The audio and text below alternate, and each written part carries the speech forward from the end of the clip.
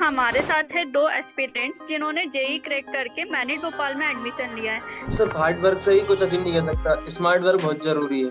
एक मोमेंट ऐसा आता है जब वो थक जाते हैं कि यार अब नहीं हो पाएगा, अब और कुछ देखते हैं। कुछ लोग सुबह पढ़ते, कुछ लोग रात में पढ़ते। मेरा खुद का ये था कि मेरे को लेट नाइट पढ़ने में ज्यादा सही लगता था, तो 2-2 3-3 बजे तक आराम से मैं जग सकता था।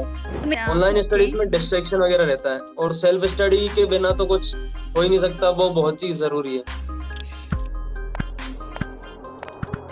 Hello everyone, welcome to Babbel India podcast. जैसे कि हम देख पा रहे हैं कि अभी तक के हमारे बेबल इंडिया में आपने बहुत सारे एक्साइटिंग एपिसोड्स देखे हैं, तो आज हम फिर से एक एक्साइटिंग एपिसोड लेकर आए हैं जिसमें हमारे साथ है दो एस्पिरेंट्स जिन्होंने जेई क्रैक करके मैनेट भोपाल में एडमिशन लिया है।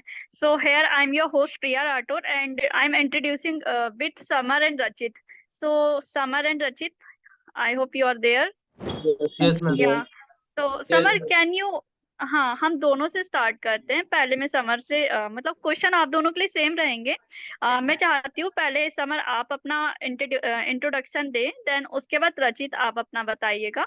तो मेरा पहला क्वेश्चन ये रहेगा आपसे कि आपकी ये जो जर्नी है, एकेडमिक जर्नी, कैसे स्टार्ट हुई और आपने मतलब कैसे किया इसे यहाँ तक कि आप पहुंच पाए। बहुत बड़ी बात है, यहाँ पे आपने सेल्फ स्टडी की होगी, तो ये मैं चाहती हूँ कि आप अपने एंड से बताएं कि यहाँ तक कि आप कैसे पहुंचे। तो स्टार्ट करते समर, आप बताएं पहले। बेसिकली मेरी जर्नी जेएनवी से स्टार्ट हुई है, सही पढ़ाई की देखें तो, जहाँ मैंने सिक्स्थ ओके में एडमिशन लिया था। ओके। पहले आईआईटी वगैरह के बारे में तो पता नहीं था। एट्थ या नाइन्थ राइट। क्लास में जाके मुझे पता चला कि आईआईटी वगैरह होती है, इंजीनियरिंग करने के लिए जेईई मेंस का एग्जाम देना पड़ता है। पहले तो ओके सिर्फ सोचते थे कि इंजीनियरिंग कहीं से भी कर सकते हैं। 11th क्लास की स्टडी तो ठीक गई थी क्योंकि हम वहाँ स्कूल में ही थे। ओके। सो रचित, यस मैम। आप अपनी जर्नी के बारे में बताएं।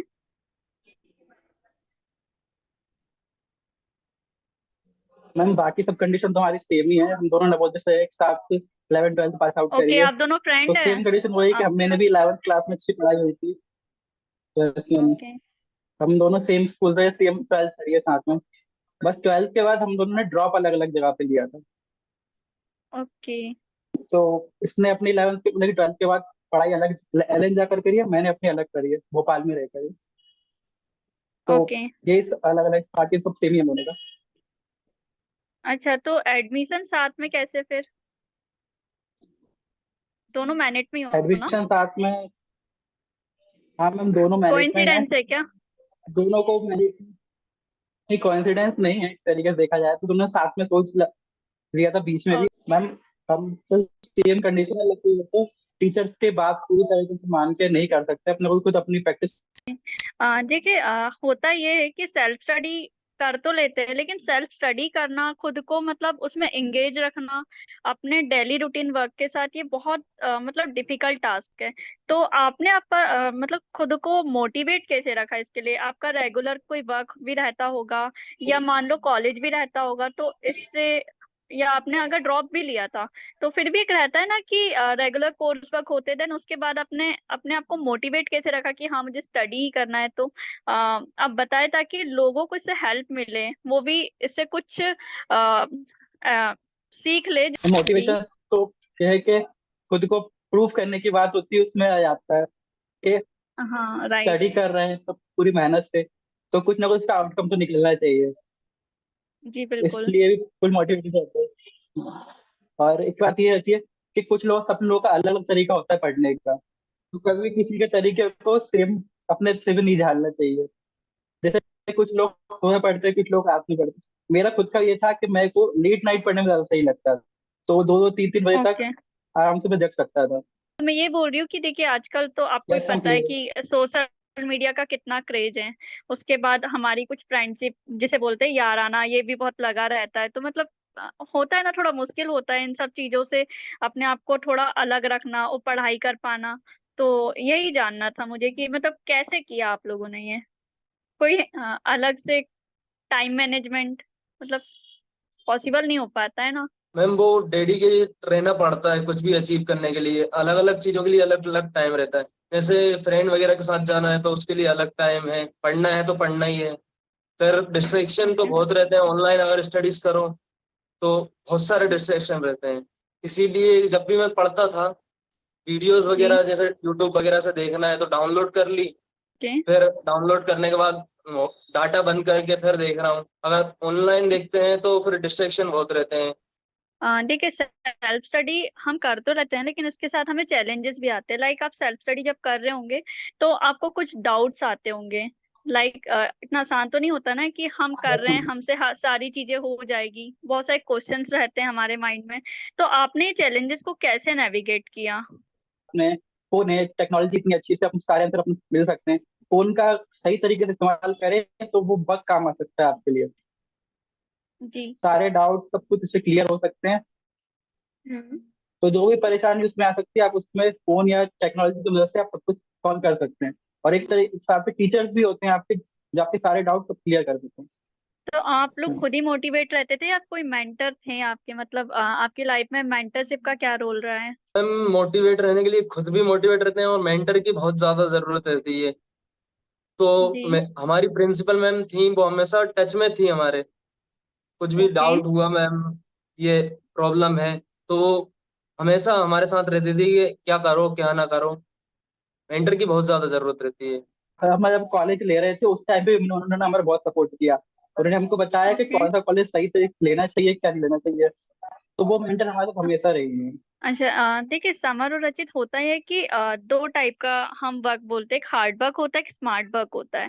ठीक है ना? हार्ड वर्क में ऐसा है कि इंसान चाहे तो 2 घंटे सो के 24 घंटे में से 22 घंटे पढ़ाई करते रहें। और दूसरा था स्मार्ट स्टडी। तो मैं चाहती हूँ कि आप अपने अप्रोच या टेक्निक शेयर करें कि आपने सेल्फ स्टडी में क्या टेक्निक अप्लाई की। मतलब क्या मेजर्स थे आपके, क्या अप्रोच रही जिससे कि आपने अपना ये जो गोल है, ठीक है, इसे अचीव कर पाए आप। क्योंकि आपकी तरह बहुत से स्टूडेंट्स थे जो जेई के लिए प्रिपेयर कर रहे थे, और भी एस्पिरेंट्स थे। आप भी देख रहे हो, इतनी सारी कोचिंग है, वहां भी लोग जाते हैं। तो कुछ तो एक स्पेशल टेक्निक रही होगी जो आपने अप्लाई की होगी, जिससे आज आप यहाँ तक के पहुंच पाए आप दोनों। हम सिर्फ हार्ड वर्क से ही कुछ अचीव नहीं कर सकता, स्मार्ट वर्क बहुत जरूरी है। जी जैसे एग्जैक्टली। अगर कुछ भी डाउट वगैरह रहते थे, प्रॉब्लम रहती थी, तो पहले तो मैं खुद सोल्व करने की कोशिश करता था उसे, कि सोल्व हो जाए। लेकिन ओके। अगर नहीं हो पाती थी तो फिर मेरे फ्रेंड को शेयर करता था वो प्रॉब्लम। वो शेयर मतलब वो सोल्व करके देता था। अगर उससे भी ना हो तो फिर ऑनलाइन तो रिसोर्सेज हैं ही, जिनसे हम सोल्व कर सकते हैं प्रॉब्लम वगैरह। मैं हमेशा कोशिश करता था कि एक पर्टिकुलर टॉपिक खत्म हुआ तो क्वेश्चन कर लूं उसके साथ में ही। ओके। क्वेश्चन कर लेते हैं तो वो टॉपिक पूरी तरह हमारा क्लियर हो जाता है। कि मैम इसने बताया वो सेम बात है कि अगर कुछ प्रिपरेशन करने के लिए तो हमको पहले इसके साथ कुछ लिमिटेड अपने को सिलेक्ट करना पड़ता था कि ये अपने लिए स्ट्रॉन्ग टॉपिक। तो इसको कम टाइम देके जो अपना वीक टॉपिक है उसको ज्यादा टाइम दिया जाए, तो उससे प्रिपरेशन ओके। अपनी आसान हो सकती है। तो जो अपना स्ट्रॉन्ग टॉपिक है उसके जैसे अगर हम 5 क्वेश्चन कर रहे हैं तो जो स्ट्रॉन्ग टॉपिक है उसका कम से कम 15-20 क्वेश्चन करने चाहिए, जिससे कि वो वीक है वो भी अपना स्ट्रॉन्ग बन सके। ओके। देखिए, तो समर, इसी तरीके से होता ही है। क्वेश्चन करके, और फिर जो हाँ। डाउट आ रहे हैं वो डाउट टीचर्स के साथ होके टीचर्स के को बता के अपने डाउट, और हो सकता है जो फ्रेंड अपने से अच्छे हैं उनको बता के अपने डाउट पूरे सॉल्व कर सके किसी चीज के लिए। अच्छा, होता ये है कि मैंने कई लोगों को देखा है स्टडीज कर रहे हैं, लेकिन एक मोमेंट ऐसा आता है जब वो थक जाते हैं कि यार अब नहीं हो पाएगा, अब और कुछ देखते हैं। या तो फिर कई लोग कुछ और अपना प्लान चेंज कर लेते हैं कि नहीं, अब और कुछ करते हैं। ठीक है ना? मतलब बोल सकते हैं कि डिस्ट्रैक्ट हो जाते हैं। डिस्ट्रैक्ट पॉजिटिव वे में भी हो सकता है कि हाँ, और कुछ प्लान कर लेते हैं, अब जेई नहीं करना हमें, और कुछ करते हैं। तो एक ऐसा पॉइंट आता है ना जब हम थोड़ा टायर्ड हो जाते हैं चीजों से। तो ऐसा कभी हुआ आप लोगों के साथ, या हुआ है तो आपने उस चीजों को कैसे ओवरकम किया? मैम हमारे साथ हुआ है ऐसा, क्योंकि हमें एग्जाम वगैरह देते थे, जैसे पर्टिकुलर इंटरवल पर टेस्ट वगैरह होते रहते थे, तो उनमें कभी ओके। तो सही मार्क्स आ जाते थे, लेकिन एक टाइम ऐसा था कि अच्छे मार्क्स नहीं आ रहे थे मैथ वगैरह में, फिजिक्स में। तो ओके। उस टाइम पे डिमोटिवेट हो गए थे। मैम ऐसा होता है कि जब कुछ मार्क्स कम होने लगते हैं तो उस टाइम अंदर हाँ से अलग सा डर लगने लगता है कि हम इतना प्रिपेयर कर रहे हैं, मार्क्स नहीं आ पा रहे हैं, तो मोटिवेशन डाउन जी। होता है। तो उस टाइम के लिए हमारे कोचिंग में टीचर्स बहुत अच्छे थे इस चीज के लिए। वो कभी भी डीमोटिवेट नहीं होने देते थे, टाइम टू टाइम बच्चे मोटिवेशन लेके आते थे, कुछ ना कुछ बातें सुना सुना के या फिर आईआईटी की स्टोरी सुना सुना के अपने अंदर से मोटिवेट करते थे बच्चों को, कि उसमें इतना ओके। अच्छा है, इतना तुमको मिल सकता है, इतना कुछ अचीव कर सकते हो तुम इसमें। तो ऐसे उसकी न्यूज दे दे के हम लोगों को मोटिवेट करके रखते थे। तो इससे टाइम तो बहुत आया ऐसा कि जब डिमोटिवेट फील हुआ और कम मार्क्स आए तो बुरा भी लगा, लेकिन टीचर्स की वजह से और मेंटर्स की वजह से हमको ऐसा फील आता, वो हमको बताते थे कि डरना नहीं है और अपनी प्रोफेशन को जारी रखना है, अचीव तुम करोगे जरूर। ओके। अच्छा। तो आपने बताया कि मेंटर का आपकी लाइफ में बहुत रोल रहा, तो आप ऐसी कोई स्टोरी शेयर करना चाहेंगे क्या आप दोनों की, जिसमें मेंटर ने बहुत ज्यादा रोल इसमें किया हो और आप यहाँ तक के पहुंच पाए हो? मैम, मैं जब कोचिंग में था, जिस कोचिंग में हमारे मैथ टीचर, जी। वो खुद मतलब कि आईआईटी से पास आउट है और उन्होंने अपने आप को बहुत कुछ अचीव कर रखा है। वो, मेरे एक बार मैथ में बहुत कम मार्क्स आए, मतलब कि कट ऑफ तक क्लियर नहीं हो पा रहा था उस टाइम पे उसका। तो उन्होंने आके मेरे को ओके। समझाया, बताया और अलग तरीके से सपोर्ट किया मुझे, कि भले ही तुम्हारे अभी कम आ रहे हो, तुम कुछ जो मैंने बताया है, तुम्हारे जो स्ट्रॉन्ग टॉपिक्स है उन पे ध्यान दो सही, और स्ट्रॉन्ग टॉपिक्स को पकड़ के रखो, जिससे तुम, और जो वीक टॉपिक है उनको धीरे धीरे अपने उनको स्ट्रॉन्ग में लाने की कोशिश करो। तो उन्होंने मेरी इस चीज में बहुत मदद करी है। तो मैं अपने मैथ टीचर को कहूंगा कि उन्होंने हमारी बहुत मदद की इस चीजों में। ओके, आप दोनों की, या फिर आप दोनों तो अलग अलग थे, राइट?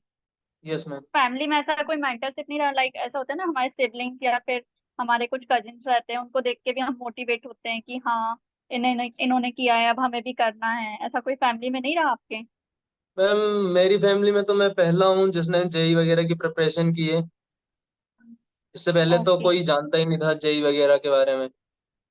चलिए, मुझे भी आपने नवोदय में शुरुआत ना। कर दी। अब आपको देखकर आपके फैमिली के मेंबर्स और हमारे जो एस्पिरेंट्स रहेंगे कुछ, जो हमारे बेवल लिव इंडिया से या जो भी इस वीडियो को देखेंगे, जो जुड़ेंगे, आप लोगों से बहुत कुछ सीखेंगे।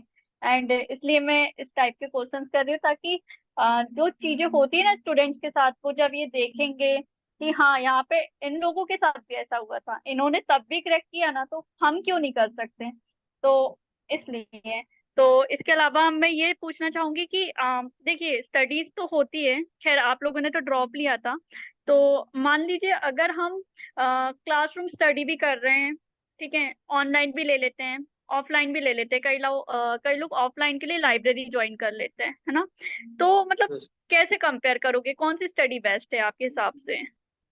मैम मेरे हिसाब से क्लासरूम स्टडीज आर बेस्ट, क्योंकि वहां पे टीचर के साथ इंटरेक्शन होता है, वो हमें बट क्लासरूम में तो सेल्फ समझाते हैं स्टडी हो ही नहीं सामने। पाती है ना, सेल्फ स्टडी तो पॉसिबल नहीं है, टीचर तो पढ़ा के चले जाता है, मैम पढ़ना तो क्लासरूम आपको ही स्टडी है। वहां पे अगर कोई मतलब डाउट क्लियर ना हुआ, फिर सेल्फ स्टडी तो बहुत इंपॉर्टेंट है ही। लेकिन क्लासरूम जी। स्टडीज और ऑनलाइन स्टडीज में देखें तो क्लासरूम स्टडीज आर बेस्ट। अच्छा। Online okay. स्टडीज में डिस्ट्रैक्शन वगैरह रहता है, और सेल्फ स्टडी के बिना तो कुछ हो ही नहीं सकता, वो बहुत चीज जरूरी है। ये आपका ओपिनियन है, राइट? तो इसमें रचित का क्या ओपिनियन है? क्योंकि क्लास स्टडी तो सभी कर रहे हैं वहाँ पे, आपकी तरह 80% स्टूडेंट्स होंगे, बट विदाउट सेल्फ स्टडी तो पॉसिबल ही नहीं है। तो हम सही आता हूँ, विदाउट सेल्फ स्टडी तो कुछ पॉसिबल हो नहीं पाता है। तो टीचर, ओके। यस मैम, उन्हें विदाउट सेल्फ स्टडी तो कुछ पॉसिबल हो नहीं पाता है। तो टीचर भी यही बताते हैं कि सेल्फ स्टडी सबसे ज्यादा इंपॉर्टेंट होती है। लेकिन ये बात है कि जब डाउट आते हैं तो टीचर की जरूरत पड़ती है, तो इसलिए क्लासरूम स्टडी बेस्ट।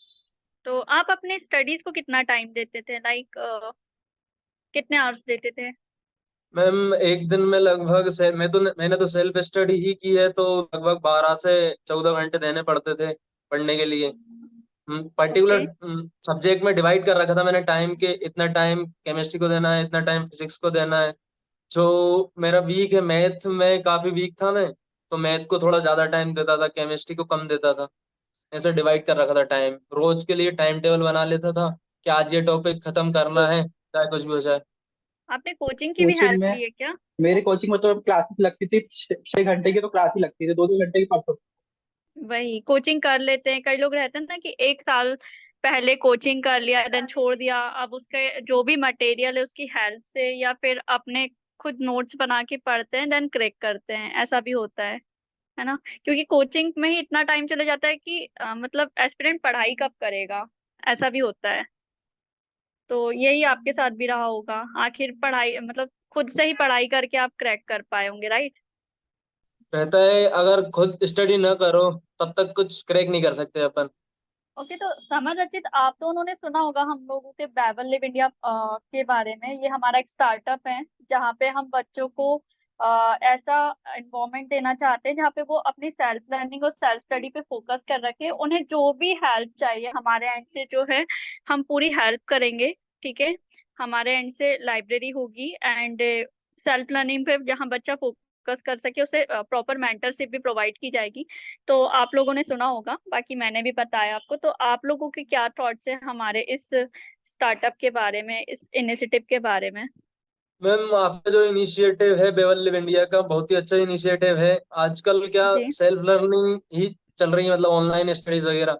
ये रिसोर्सेज प्रोवाइड करेगा उन लोगों के लिए जिनके पास रिसोर्सेज अवेलेबल नहीं है, उनके लिए जी, बहुत ही ऑब्वियसली। फायदेमंद है बेवल लिव इंडिया। और आजकल तो ऑनलाइन स्टडीज का जमाना है, पहले ऑफलाइन कोचिंग वगैरह करते थे लोग, वो पढ़ाई काफी लाखों रुपए लग जाते थे उसमें। आजकल वही पढ़ाई हजारों मतलब 3-4 हजार इतने में आपको वही रिसोर्सेज मिल रहे हैं, लाखों रुपए ना लगा। जी, ऑब्वियसली। कोचिंग में लोग बहुत ज्यादा पैसा वेस्ट करते हैं। वही, उससे अच्छा हम पर्सनलाइज लर्निंग पे, सेल्फ लर्निंग पे ज्यादा फोकस करें एंड हमारा अचीव करें जो भी गोल है। तो यही हमारा भी जो है प्लान है बच्चों के लिए, जो भी आगे बढ़ना चाहता है उनके लिए। तो बहुत अच्छा लगा आप लोगों से, आप लोगों के जो भी थॉट्स हैं और आप लोगों ने जो भी अपने चीजें शेयर की, इससे बहुत लोगों को बहुत कुछ सीखने को मिलेगा। Thanks for joining us and आपसे आशा है कि आप लोग आगे ऐसे ही बने रहेंगे हम लोगों के साथ जब भी हमें नीड होगी। तो जिससे कि बच्चों को मोटिवेशन मिलते रहे, है ना। जी समर और मैम रचित। जरूर। जी जी, ma'am. Thank you. Ma'am thank you so best of much. Luck for your initiative बेवल live India. Thank you so thank you much so ma'am. Much. Best of luck. हमारा अचीव करे जो भी गोल है। तो यही हमारा भी जो है प्लान है बच्चों के लिए, जो भी आगे बढ़ना चाहता है उनके लिए। तो बहुत अच्छा लगा आप लोगों से, आप लोगों के जो भी थॉट्स हैं और आप लोगों ने जो भी अपने चीजें शेयर की, इससे बहुत लोगों को बहुत कुछ सीखने को मिलेगा। Thanks for joining us and आपसे आशा है कि आप लोग आगे ऐसे ही बने रहेंगे हम लोगों के साथ जब भी हमें नीड होगी। तो जिससे कि बच्चों को मोटिवेशन मिलते रहे, है ना। जी समर और मैम रचित। जरूर। जी जी, ma'am. Thank ma'am you so best of much. Luck for your initiative बेवल live India. Thank you so thank you much so ma'am. Much. Best of luck.